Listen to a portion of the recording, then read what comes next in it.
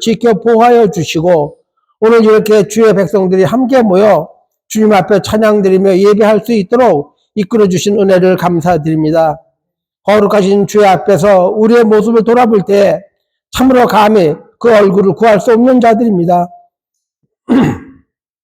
그러나 갈보리 언덕 십자가에서 흘리신 피로 지성소의 시장을 찢으신 예수 그리스도의 피 흘리신 공로를 힘입어 담대히 주님의 보좌 앞에 나왔사오니 주여 우리의 악을 깨끗이 도말하시고 우리의 죄가 진홍같이 붉을지라도 시게 씻어 주시옵소서. 그 누구든지 그리스도 안에 있으면 새로운 피조물이라 이전 것은 지나갔으니 보라 새 것이 되었도다 선포하신 그 말씀처럼 우리를 새롭게 하시사 하나님의 백성으로서 주님께서 우리에게 원하신 믿음과 사랑과 소망의 삶을 살아가게 하여 주시옵소서. 우리가 이 세상을 살아가는데 우리의 이성과 지혜로는 이해할 수 없는 일들이 너무나 많이 있습니다. 때로는 악인이 득세하는 듯이 보이고 우리에게 주신 고난이 감당하기 힘들 만큼 무겁게 느껴질 때가 하루 이틀이 아닙니다. 그러나 주님께서는 우리에게 감당할 수 있는 시험 외에는 주시지 않는 줄로 아오니 우리가 시험 당할 때 주님의 뜻을 헤아리게 하시고 욥이 고난을 통하여 정금과 같이 단련됐던 것처럼 고통을 통해 배우고 주님의 뜻을 깨달는 성숙한 저희들이 되게 하여 주시옵소서. 주님, 저희 주님의 감사가 이 세상의 약한 자들을 위하여 봉사하는 기회가 되게 하여 주시옵소서. 그리스도께서 섬기를 받으러 오신 것이 아니라 섬기러 오신 것처럼 끝까지 섬기는 기회가 되게 하여 주시옵고 하나님과 동등됨을 취하지 아니하시고 종의 형상을 입어 죽기까지 낮아지신 것처럼 겸손히 낮아지는 기회가 되게 하여 주시옵소서. 성숙한 자는 자고하지 않게 하시고 연약한 자에게는 배움의 열정을 주셔서 날마다 성장하는 건강한 주님의 감사 기회가 되게 하여 주시옵소서. 주님은 우리의 삶의 모든 필요를 알고 계신 줄을 믿습니다. 육신이 연약함으로 고통받는 이들을 보살펴 주시고 치유해 주시길 원합니다. 그들이 어려움 가운데 주시는 음성을 듣게 하옵시고 보다 성숙한 믿음의 사랑을 거듭나게 하옵소서. 오늘도 생명의 말씀을 증거하기 위하여 하나님 앞에 영광 돌리며 단회에 세우신 정성남 목사님을 기억하시고 선포하시는 말씀마다 권세를 더하여 주셔서 이 자리에 참여한 모든 성도님들이 뜨거운 꿈을 경험하게 하시고 새 힘을 얻어 승리의 삶을 살아가기로 다짐하는 복된 예배 시간 되게 하여 주시옵소서. 오늘도 정성을 다하여 찬양하는 찬양대원을 축복하여 주옵시고 저들의 입을 부르는 찬양이 그들의 영혼에서 우러나는 진실한 간증이 되게 하시고 모든 성도님들이 마음에 아멘으로 하답하게 하시옵소서. 몸된 기회를 위해 몸을 드리고 물질을 드리는 모든 봉사자 손길에도 강건함을 축복하여 주시옵소서. 예배의 시험을 주님께 의탁하며 거룩하신 예수 그리스도 이름으로 기도드리옵나이다. 아멘. 12장 9절 말씀입니다. 제가 가지고 있는 구약 성경 358면에 있습니다. 사무엘하 12장 9절 앞에 있는 화면도 참고하시고요. 함께 다 같이 읽도록 하겠습니다. 시작. 그러한데 어찌하여 내가 여호와의 말씀을 업신여기고 나 보기에 악을 행하였느냐. 내가 칼로 햇사람 우리아를 치되 암몬 자손의 칼로 죽이고 그의 아내를 빼앗아 내 아내로 삼았도다. 아멘. 네, 오늘은 다윗이 어떻게 무너졌는가, 어떤 실수, 어떤 잘못, 어떤 죄 때문에 무너져서 고통 중에 있었는가, 그리고 그는 어떻게 회복이 되어져서 또 하나님의 일들을 또 이루게 되었는가 한번 우리가 묵상을 해 보려고 합니다. 먼저 우리가 함께 생각할 것은 영적 생활의 게으름은 적이다. 한번 따라해 볼까요? 영적 생활의 게으름은 적이다. 네, 무슨 말인가? 여러분, 다윗이 왕이 된 지 20년이라는 세월이 지난 배경입니다. 오늘 본문이요. 태평성대라고 하는 최고의 강대국을 이루고 있었고, 그리고 예루살렘은 최고의 안전하고 평화로운 그런 상태였습니다. 감히 이스라엘을 넘볼 수 없는 최고의 시간이었던 것입니다. 사무엘하 12장은 이스라엘 군대가 지금의 요르단이라고 하는 라빠성을 포위하고 있어서 또 이렇게 점령하고 전쟁을 준비하고 있는 시대적 배경입니다. 그런데 이스라엘의 왕 다윗은 뭘 하고 있었는가? 전쟁 중인데 왕궁에 머물러 있었습니다. 왕궁 안에서 어떤 생활하고 있었는지 사무엘하 11장 2절에서는 이렇게 말씀하고 있는데 같이 읽어볼까요? 시작. 저녁 때에 다윗이 그의 침상에서 일어나 왕궁 옥상에서 거닐다가 그곳에서 보니 한 여인이 목욕을 하는데 심히 아름다워 보이는지라. 네. 다윗이 언제 잠했었겠어요? 밤에. 잠은 언제 깨야 됩니까? 아침에. 근데 다윗은 잠을 언제 깼어요? 저녁 때. 지금 이스라엘 군대는 목숨 걸고 전쟁터에 나가서 왕을 위해서, 이스라엘을 위해서, 하나님을 위해서 그렇게 하고 있는데 왕은 밤늦게까지 하루 종일 뭐 하고 있었던 거예요? 하루 종일 잠만 자고 있었던 거예요. 왕으로서의 그 나태함, 왕으로서의 그 게으름, 그리고 강력한 나라를 이루었다고 하는 그 거만함, 그런 것들이 이 한 문장에서 다윗의 상태를 우리가 생각할 수가 있습니다. 여러분, 여기서 깨닫는 것은요, 우리들도 나태하거나 게으르고 거만하면 다윗처럼 위험해진다라는 사실입니다. 무엇이 위험하다는 것일까요? 이런 상태에 있을 때는 기도하지 않습니다. 찬양하지 않습니다. 예배드리지 않습니다. 성경을 보지 않아요. 그냥 겨우겨우 교회만 올 뿐입니다. 이런 상태가 되면 가장 위험한 것이 무엇인지 아십니까? 하나님이 워닝을 주시는데, 하나님이 사인을 주시고, 하나님이 경고하시는데 그 경고를 무시하게 됩니다. 왜요? 부족함이 없거든요. 태평성대를 이루었거든요. 모든 나라들이 다윗을 두려워하고 있거든요. 게으름은 나쁜 습관이다 라고 교회에 다니지 않은 사람들도 그렇게 얘기들을 합니다. 자, 성경은 어떻게 말씀하고 있는가? 잠언서 6장 9절에서 11절을 보면 이렇게 말씀하는데 유명한 말씀이죠. 같이 읽어보겠습니다. 게으른 자여 내가 어느 때까지 누워 있겠느냐? 내가 어느 때에 잠이 깨어 일어나겠느냐? 좀 더 자자, 좀 더 졸자, 손을 모으고 좀 더 누워 있자 하면 내 빈궁이 강도같이 오며 내 군핍이 군사같이 이르리라. 있습니까? 그래서 예수님의 마태복음 25장 26절에서 달란트 비유하시면서 가장 게으른 사람에 대하여 악하다라고 표현하셨습니다. 게으르면 악할 가능성이 많습니다.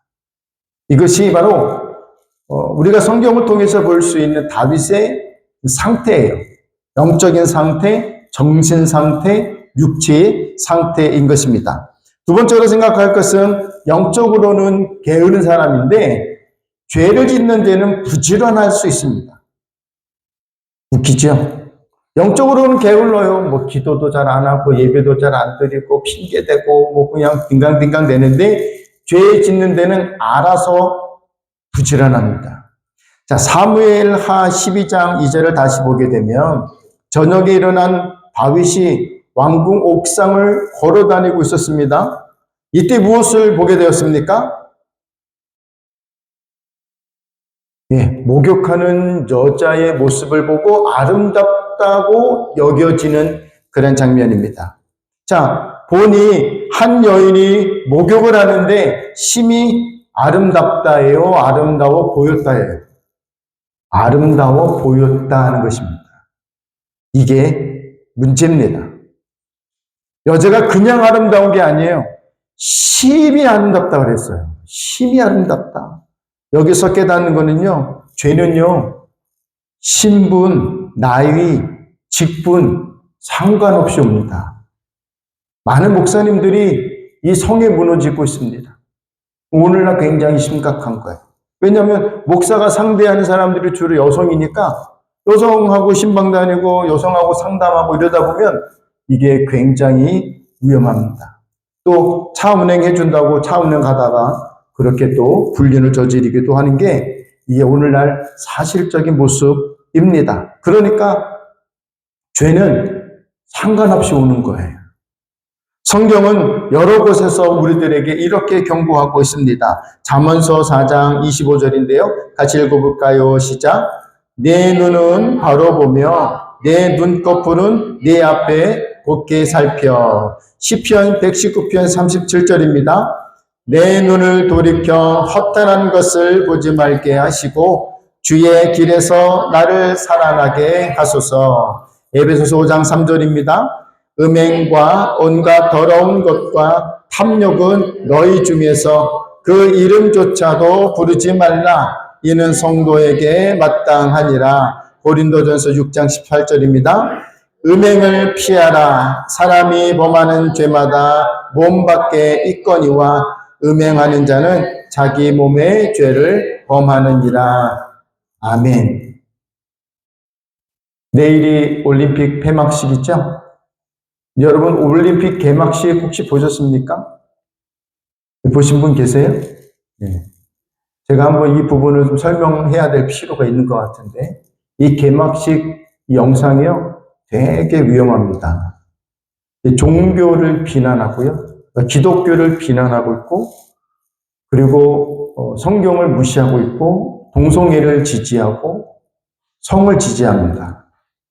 그래서 거기 나오는 뭐 책들도 있고 장소도 있고 공간도 있고 여러 가지 액션도 있고 요한계시록에 보면 흰 말 탄 자 뭐 이렇게 나오는데 다 이렇게 성경을 비방하고 있는 그런 개막식이었습니다. 종교단체들이 굉장히 항의하고 있지만 이미 다 보여진 걸요. 젊은 애들, 어린아이들이 그걸 다 그냥 본 거거든요. 그러면 자연스럽게 동성애를 지지하게 되고 뭐 이렇게 됩니다. 그러면 하나님이 원하시는 세상이 되지 않습니다. 다윗은 여기에서 무너진 것입니다. 보는 것이 음행과 탐욕과 정욕과 욕심이 되지 않게 조심하라고 성경이 말씀하고 있습니다. 성경이 우리에게 이런 것들을 조심하라고 말씀하시는데 우리가 어떻게 해야 조심할 수 있을까요? 방법은 하나밖에 없습니다. 피하는 거예요. 피하는 거예요.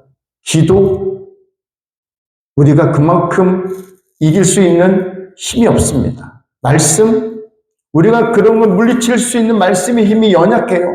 그러다 보니까는 다 무너지는 것입니다. 성직이 이 음행 앞에 무너지고 있음을 볼 수가 있습니다. 여러분, 죄가 아름다워 보이기 시작하면 사단이 들어온 거예요. 죄가 아름다워 보이고 좋아 보이고 훌륭해 보이고 멋있어 보이면 사단이 들어온 거예요. 우리는 피해야 합니다. 여러분, 성경을 보면 이런 마음이 듭니다. 다윗에게 부인이 없어서 여자가 아름다워 보였을까요? 다윗이 잠에서 일어났을 때 왜 그 옆에 아내가 없었을까요? 다윗이 산책을 하고 옥상을 걸을 수 있습니다. 왜 그때 아내가 동행하지 않았을까요? 사단이 틈을 타고 들어올 수 있는 기회를 준 거예요. 우리는 여기서 피해야 한다고 하는 것입니다. 세 번째로 묵상할 것은 성검처럼 보이는데 실패한 다윗을 볼 수가 있습니다. 자, 결국 다윗은요, 심히 아름다워 보이는 그 여자를 왕궁으로 데려와서 그 여자와 동침을 했습니다. 그리고요, 임신까지 했어요. 그리고 이 여자의 남편 우리야 장군을 전쟁터에 나가서 죽게 만드는 아주 치밀한 계획까지 완벽하게 진행을 시켰습니다. 아무도 몰라요.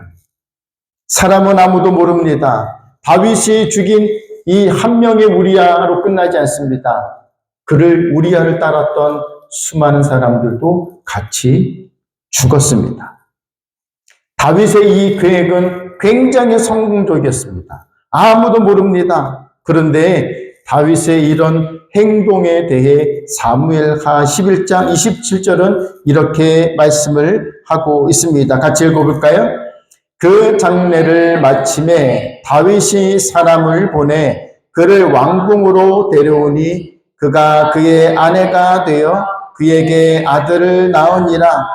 다윗이 행한 그 일이 여호와 보시기에 악하였더라. 믿습니까? 하나님 보시기에 어떤 상태요? 악했다. 하나님 눈에 악했다라는 것입니다. 여러분, 다윗이 어떤 사람이에요? 하나님의 마음에 합한 사람이에요. 하나님과 늘 대화하는 사람이고 하나님을 예배하고 찬송하는 노래를 만드는 사람이에요. 그는 굉장히 영적인 사람이고 하나님만 보던 사람입니다. 그런데 하나님 보시기에 악한 사람이 되어버렸습니다. 여러분, 다윗의 인생에서 최고의 어려웠던 순간은 어떤 순간이었을까요? 골리앗과 싸울 때였을까요? 장인 사울에게 막 쫓겨나는 인생을 살았을 때일까요? 블레셋 사람들에게 살려달라고 거짓말로 막 연극을 했던 때가 있는데 그런 때일까요? 여러분, 지금입니다. 조용한 유혹 우리아의 아내를 밧세바를 아내로 맞아들이는 그 순간입니다. 다윗은 이때를 기억하며 후에 이런 시를 지었던 적이 있습니다. 시편 32편 3절 4절인데 같이 읽어볼까요? 시작. 내가 입을 열지 아니할 때에 종일 32장 3절 제가 잘못 한 것 같습니다. 그럼 제가 다시 읽어드릴게요. 시편 32편 3절 4절인데 내가 입을 열지 아니할 때에 종일 신음함으로 내 뼈가 쇠하였도다. 주의 손이 주야로 나를 누르시오니 내 진액이 빠져서 여름 가뭄에 마름같이 되었다라고 합니다. 시편 51편 1절 2절입니다. 여기서는요 이렇게 말씀하고 있어요. 같이 읽어볼까요?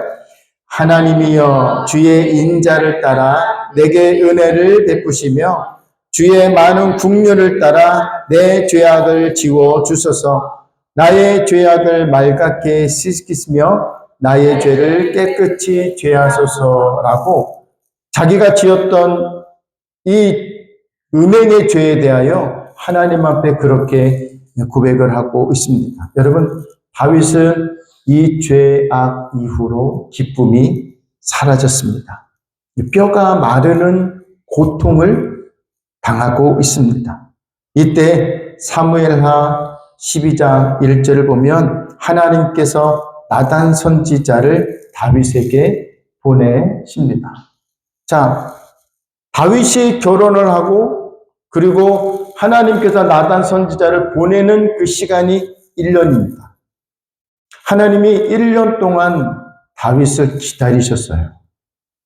알고 깨닫고 돌아오기를. 그러니까 1년 동안 자기는 자기의 죄를 인지하지 못하고 죄 지은 상태에서 하나님 앞에 예배를 드렸고 찬송의 시를 지었을지도 모르고 행복하고 즐겁게 살았을 거예요. 하나님의 말씀이 나타나기 전에.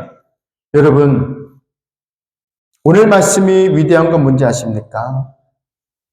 하나님은 나단 선지자를 다윗에게 보내서 말씀을 주셨다는 사실입니다. 자, 볼까요? 7절, 8절, 9절 같이 읽어보겠습니다. 시작.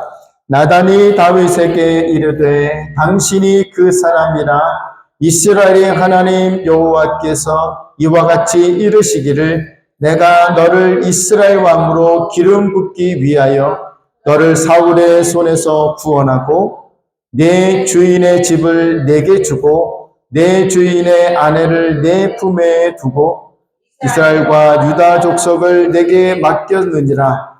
만일 그것이 부족하였을 것 같으면 내가 내게 이것 저것을 더 주었으리라. 그러한데 어찌하여 내가 여호와의 말씀을 업신여기고 나 보기에 악을 행하였느냐? 내가 칼로 햇사람 우리아를 치되 암몬 자손의 칼로 죽이고 그의 아내를 빼앗아 내 아내로 삼았도다 말씀하십니다. 성경이 위대한 이유는요, 우리의 죄를 지적해 준다는 사실입니다. 말씀이 위대한 이유는 이 말씀을 통해서 우리의 죄가 생각나게 하고 기억나게 하고 그것 때문에 움찔거리고 그것 때문에 창피함을 알게 해준다는 사실입니다. 그런데 이거를 거부하는 사람들이 있어요. 이 말씀을 거부하고 하나님의 말씀을 싫어하는 사람들이 있어요. 왜요? 내 죄를 찔렀으니까. 내 죄가 들통난 것 같으니까. 그런데 아닙니다, 여러분. 내 죄가 들통난 것 같고 내 죄가 성경을 통해서 지적을 당했다면 우리는 그 사실을 인정해야 합니다.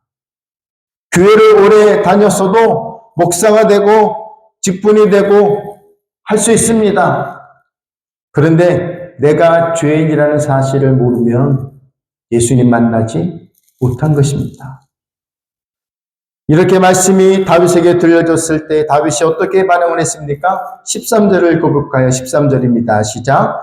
다윗이 나단에게 이르되 내가 여호와께 죄를 범하였노라 하매 나단이 다윗에게 말하되 여호와께서도 당신의 죄를 사하셨나니 당신이 죽지 아니하려니와 라고 했습니다. 여러분 보세요. 다윗은 자기의 죄에 대해서 변명하지 않았습니다. 정직하게 자기의 죄를 인정하고 왕의 옷을 벗어 던졌습니다.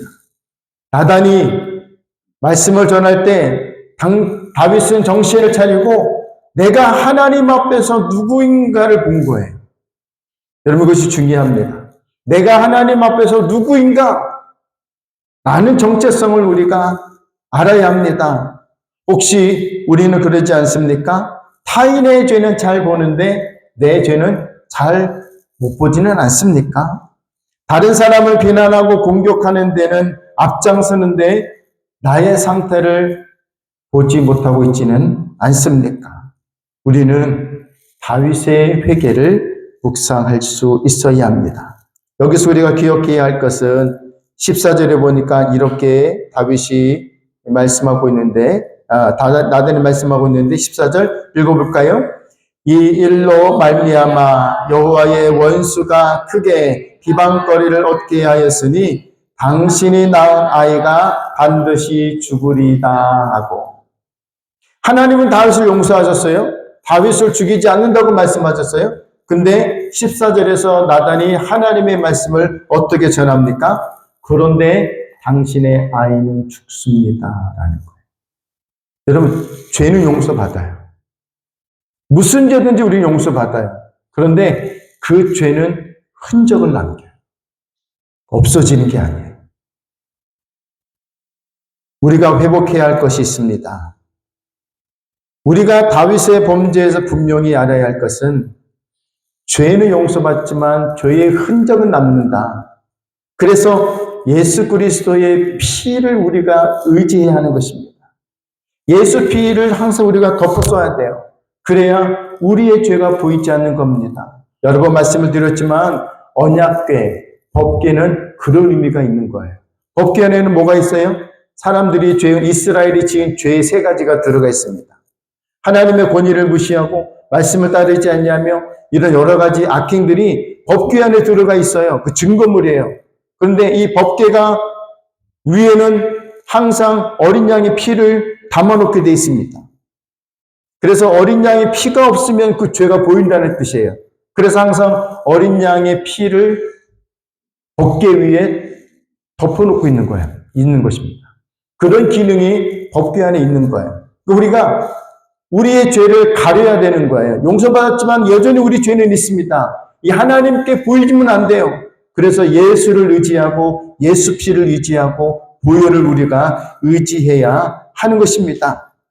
안 그러면 예수님 떠나면 예수님을 멀리하면 이 죄가 하나님이 볼 수가 있기 때문에 우리는 그 죄로 말미암아 심판을 받게 되는 것이죠. 그래서 예수님이 우리 중보자이신 것입니다. 예수님이 우리에게 필요한 분이신 것입니다.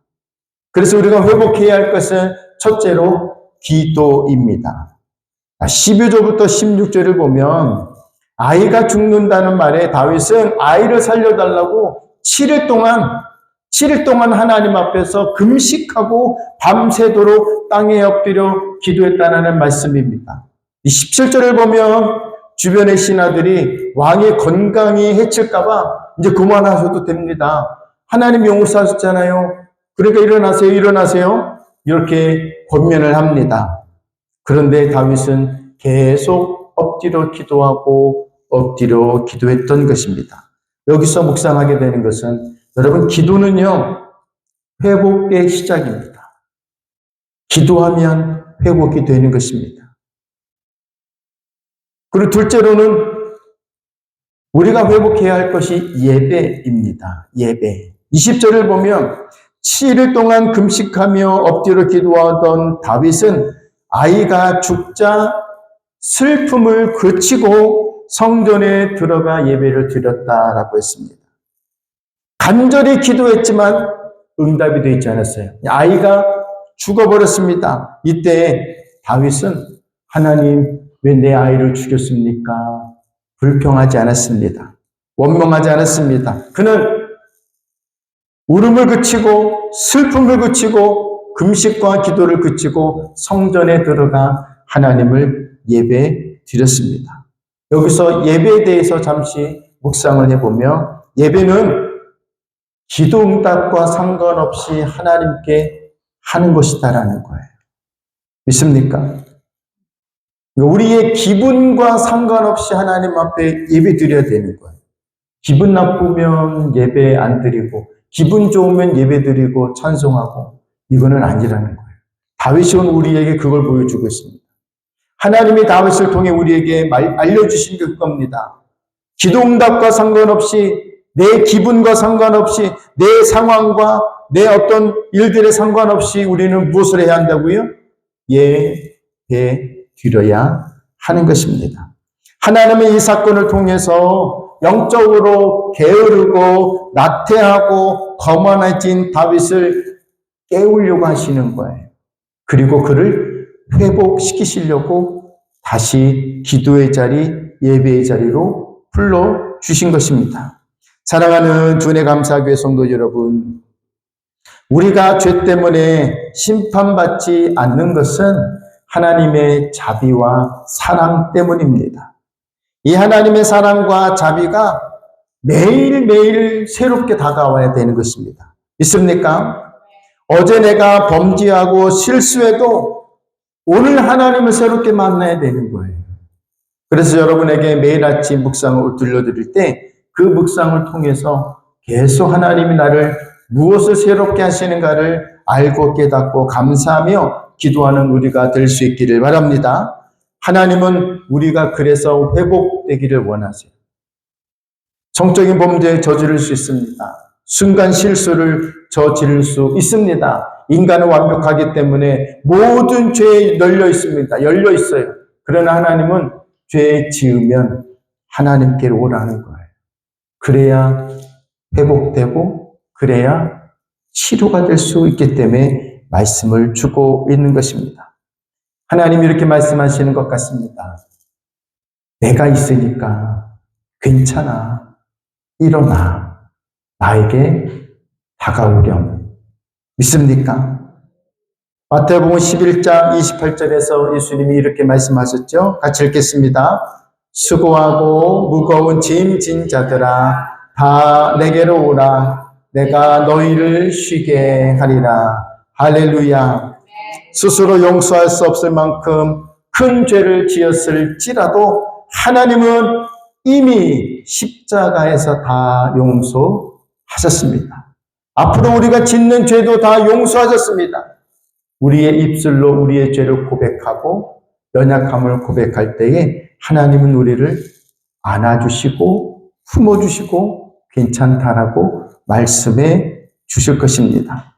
하루하루 매일매일 우리를 새롭게 하시는 그 하나님께서 우리의 기도와 예배가 회복되기를 원하시는 줄을 믿고 더 힘있는 기도와 힘있는 예배를 하나님 앞에 드리는 저와 여러분이 되시기를 예수님의 이름으로 축원합니다. 함께 기도하겠습니다. 동성을 함께 시간 기도할 때에 우리가 죄악으로 인하여 무너진 것들이 참 많습니다. 생각도 무너지고 마음도 무너지고 성적인 것도 무너지고 우리가 너무 영적으로 게을러서 나태해서 거만해서 하나님 앞에 나와 회개하지 않는 것 같습니다. 이 시간 우리가 하나님 앞에 회개합시다. 내가 지은 죄가 많아요. 내가 알고 모르고 지은 죄가 너무나 많아요.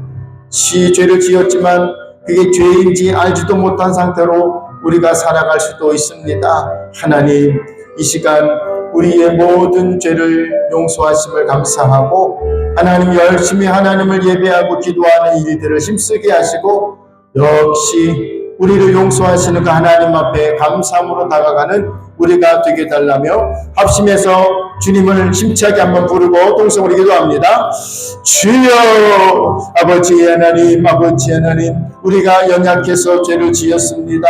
하나님 우리가 실수함으로 죄를 지었습니다. 하나님의 말씀이 더 좋아 보여야 되는데 세상이 더 좋아 보여서 죄를 지었습니다. 하나님 영적으로 게으르고 나타나고 하나님 그래서 거만해서 하나님 우리를 부르시는데 나가지도 아니하고 예배드리지도 아니하고 기도하지도 않은 우리의 이런 나약한 거만한 상태가 있었습니다. 하나님 용서하여 주옵소서. 우리를 불러주시면 하나님 감사하고 우리의 기도가 회복되고 예배가 회복되어 하나님과 동행하며 하나님 평생 주님과 동행하며 천국에 들어갈 하나님 거룩한 믿음의 일들을 함께 이루어갈 수 있도록 축복하여 주시옵소서. 하나님 죄악에 무너지지 않도록 오늘도 날마다 새롭게 다가오시는 그 하나님을 만나며 우리의 발이 춤을 추며 노래하는 인생이 될 수 있도록 역사하여 주시옵소서. 아버지 하나님 믿습니다. 축복하시고 인도하여 주시옵소서.